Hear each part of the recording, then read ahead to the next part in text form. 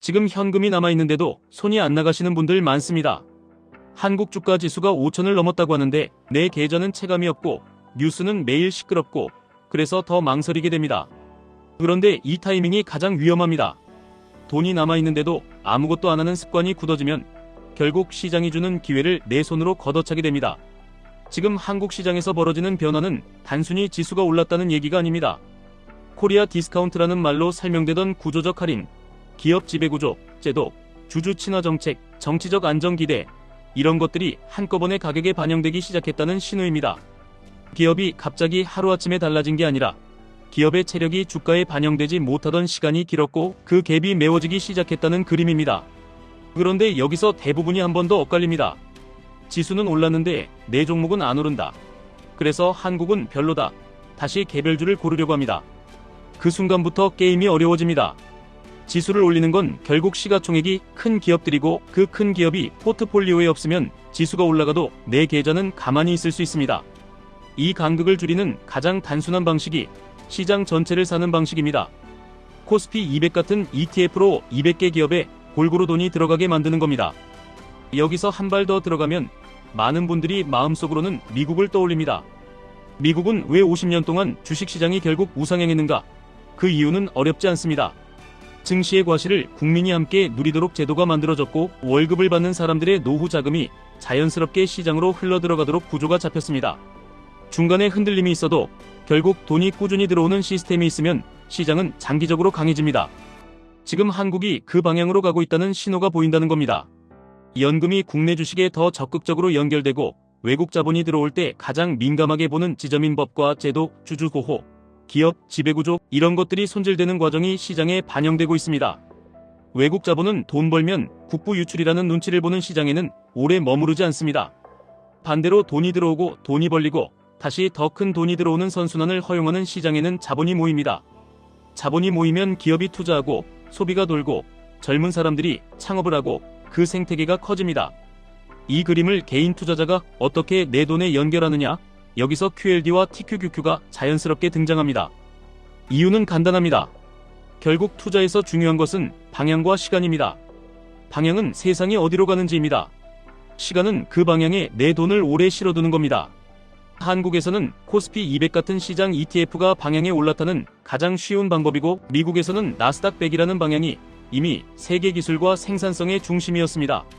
그 중심을 가장 단순하게 담는 것이 나스닥 100 추종 ETF이고 그 위에 더 공격적으로 레버리지를 얹은 것이 QLD, TQQQ입니다. 여기서 포인트는 하나입니다. QLD, TQQQ를 단기 매매로 접근하면 이 상품은 사람을 망가뜨립니다. 반대로 방향과 시간을 믿고 규칙을 세우고 비중을 관리하면 공격적인 성장 자산을 인생의 엔진으로 쓸 수 있습니다. 같은 상품도 철학이 다르면 결과가 완전히 달라집니다. 시장을 예측하려고 들면 계속 흔들리고 꾸준히 모으려고 하면 시장의 소음이 줄어듭니다. 가장 많이 나오는 착각이 하나 있습니다. 지금 너무 많이 올랐으니 팔아야 한다. 지금 너무 떨어졌으니 사야 한다.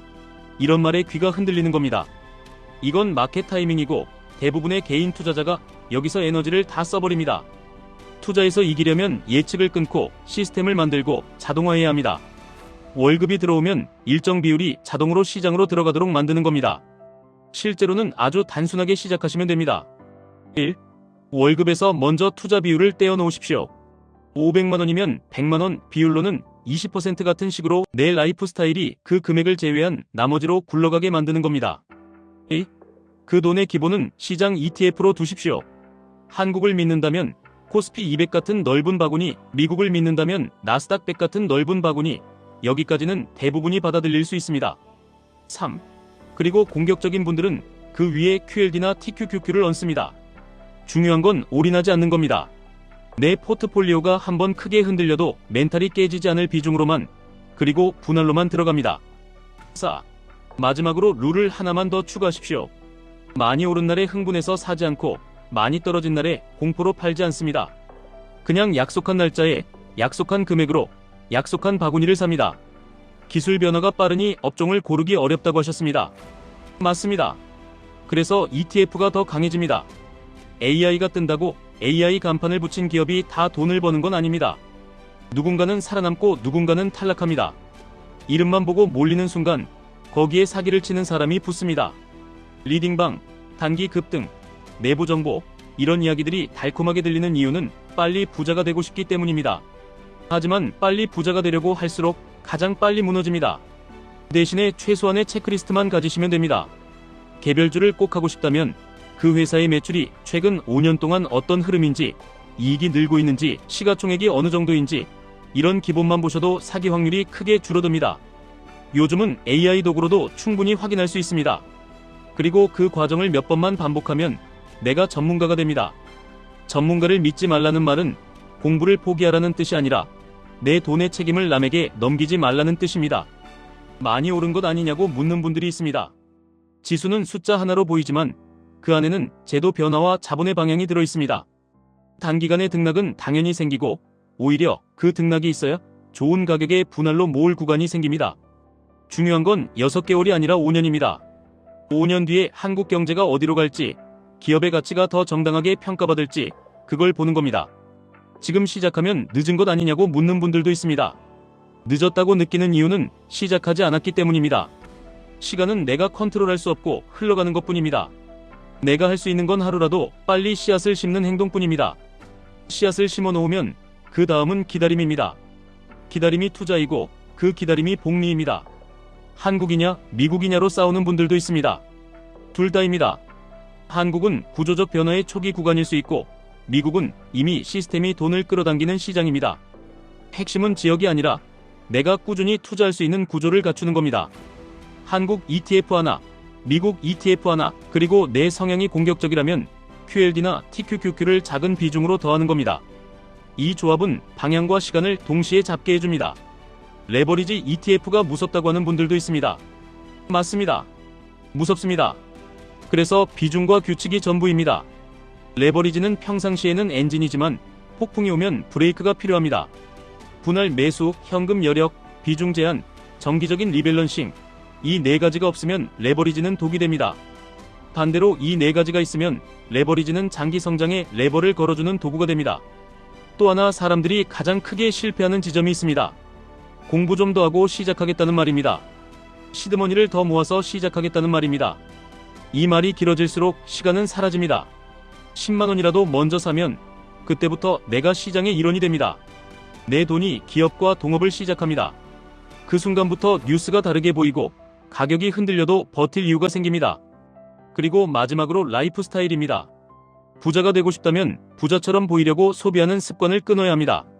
과소비를 줄이고 사교육비 같은 큰 지출을 점검하고 그 돈의 일부라도 아이의 미래를 위해 시장에 심는 겁니다. 아이에게 가장 큰 선물은 비싼 물건이 아니라 시간이 일하게 만드는 자산입니다. 그 자산이 쌓이면 희망이 생기고 희망이 생기면 사람들은 더 안정적으로 선택할 수 있습니다. 여기서 한 가지 더 짚고 넘어가야 합니다. 한국 지수 5000을 들으면 많은 분들이 이렇게 느낍니다. 이 정도면 이미 끝물 아니냐? 지금 들어가면 꼭지 아니냐? 그래서 현금을 들고 관망합니다. 그런데 과거의 폭등 직전 구간은 대부분 이런 분위기였습니다. 다들 이미 올랐다고 말하고 그래서 안 사는 구간. 그러다 어느 순간 시장은 멀리 가 있고 뒤늦게 따라붙을 때는 심리적으로 더 큰 금액을 무리해서 넣게 됩니다. 결국 손실은 타이밍이 아니라 습관에서 생깁니다. 지수와 체감이 다른 이유를 더 현실적으로 설명해 보겠습니다. 예를 들어 삼성전자가 크게 올랐는데 내 포트폴리오에 삼성전자가 없다면 뉴스는 잔치인데 내 계좌는 조용할 수 있습니다. 반대로 코스피 200 ETF는 그런 감정 소모를 줄여줍니다. 내가 특정 종목을 놓쳤다는 불안, 내가 잘못 고른 것 같다는 후회, 이런 감정이 줄어들면 장기 투자에 필요한 에너지가 남습니다. 그 다음 단계에서 많은 분들이 바로 미국으로 뛰어갑니다. 그런데 미국으로 갈 때도 같은 실수를 반복합니다. 테슬라나 엔비디아나 이런 식으로 대표 선수만 골라서 전부를 걸려고 합니다. 이게 또 어려운 이유는 대표 선수도 중간에 큰 조정을 겪고 그때 사람은 흔들리고 흔들리면 팔게 되고 그러면 가장 중요한 시간과 복리가 끊깁니다. 그래서 한국에서는 코스피 200, 미국에서는 나스닥 100, 먼저 바구니를 잡는 겁니다. 그 바구니를 잡아놓으면 개별주는 하고 싶을 때 조금씩만 동업의 감각을 익히는 정도로 충분합니다. 이 지점에서 QLD와 TQQQ를 다루는 방식이 갈립니다. 어떤 분들은 QLD와 TQQQ를 단기 급등 먹는 도구로 봅니다. 그 순간부터 하루에도 몇 번씩 차트를 보게 되고 밤에는 잠이 안 오고 작은 하락에도 멘탈이 무너집니다. 반대로 어떤 분들은 QLD는 나스닥 100의 2배, TQQQ는 나스닥 100의 3배로 움직이도록 설계된 상품이라는 사실을 정확히 이해하고 그만큼 변동성이 크니 비중을 낮추고 시간을 길게 두고 분할로 접근합니다. 이쪽이 오래 살아남습니다. 레버리지 상품은 매일의 움직임을 기준으로 설계됩니다.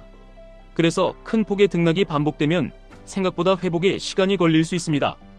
그렇다고 해서 쓸모없다는 뜻이 아닙니다. 오히려 정확히 다루면 상승 국면에서 강한 가속을 만들어줍니다. 핵심은 레버리지에 내 인생을 걸지 않고 레버리지를 내 포트폴리오의 부스터로만 쓰는 겁니다. 그래서 저는 이렇게 제안합니다.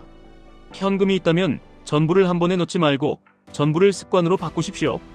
예를 들어 600만원이 있다면 6번으로 나눕니다. 매달 1번 혹은 2주에 1번 일정한 날짜에 100만원씩 넣습니다. 그리고 시장이 크게 흔들리는 구간이 오면 그때만 추가로 한 번 더 넣습니다. 이 방식은 예측을 안 하게 만들어줍니다. 대신 규칙을 지키게 만듭니다. 그리고 비중의 감각을 이렇게 잡으시면 좋습니다. 가장 밑바닥에는 시장 전체 ETF가 있습니다. 한국의 코스피 200 같은 바구니, 미국의 나스닥 100 같은 바구니, 그 위에 성장 엔진으로 QLD를 얹고 더 공격적인 분들은 TQQQ를 더합니다. 다만 TQQQ는 내 자산의 일부로만 큰 폭의 하락을 맞아도 생활이 흔들리지 않을 만큼으로만 두셔야 합니다. 레버리지 비중이 커질수록 투자라기보다 멘탈 게임이 됩니다. 또 하나의 규칙은 현금 여력입니다. 현금은 수익률을 떨어뜨리는 게 아니라 다음 기회를 살 수 있는 탄약입니다. 폭풍이 왔을 때 매수할 여력이 없으면 좋은 구간을 눈으로만 보고 지나가게 됩니다. 그래서 최소한의 현금은 남겨두는 게 좋습니다. 그 현금이 있어야 급락장에서 팔지 않고 버티는 사람이 됩니다. 여기까지 들으면 이런 반응이 나옵니다. 그러면 결국 아무 생각 없이 적립식으로 사기만 하면 되느냐? 그렇게 단순하게 해서 정말 부자가 되느냐? 네, 이게 단순한데 어려운 이유는 단순함을 지키는 사람이 거의 없기 때문입니다. 단순한 걸 지키려면 욕심을 관리해야 하고 불안을 관리해야 하고 주변 소음을 차단해야 합니다. 또 이런 질문이 나옵니다. AI가 대세라는데 AI ETF에 몰빵하면 되는 것 아니냐? 이건 위험합니다. AI라는 흐름은 부정할 수 없지만 AI라는 이름을 붙였다고 다 승자가 되는 건 아닙니다. 승자와 패자가 갈리는 게임에서 개인이 모든 기업을 맞추기는 어렵습니다. 그래서 AI를 포함한 큰 바구니를 먼저 가져가고 특정 테마는 비중을 줄여서 맛만 보는 게 안전합니다. 그리고 한국 시장에 대해서도 이런 말이 나옵니다. 한국은 항상 실망시켰다. 그래서 다시 안 한다. 하지만 지금은 과거와 완전히 같다고 말하기 어렵습니다. 제도와 문화가 조금씩 바뀌고 자본이 움직이는 통로가 정비되고 국민이 주식시장과 관계를 맺는 방식이 바뀌면 시장의 성격도 달라집니다. 결국 시장은 사람들의 행동으로 만들어집니다. 사람들이 장기 투자라는 언어를 이해하고 연금이 시장과 연결되고 기업이 주주를 더 존중하는 방향으로 움직이면 그 변화는 시간이 쌓일수록 커집니다. 마지막으로 가장 중요한 태도 하나만 남깁니다. 주식 투자는 가격 맞추기가 아니라 기업과 동업하기입니다. ETF는 수백 개 기업과 동시에 동업하는 방식입니다. 그래서 내 감정이 덜 흔들리고, 그래서 시간이 더 길어지고, 그래서 복리가 붙습니다. 그 복리는 누가 대신 만들어주지 않습니다. 내가 중간에 멈추지 않을 때만 생깁니다. 오늘부터 할 일은 딱 3가지입니다. 1. 계좌를 열고 자동으로 돈이 들어가게 설정합니다. 2. 한국과 미국의 넓은 ETF를 하나씩 정하고 일정 금액을 먼저 삽니다. 3.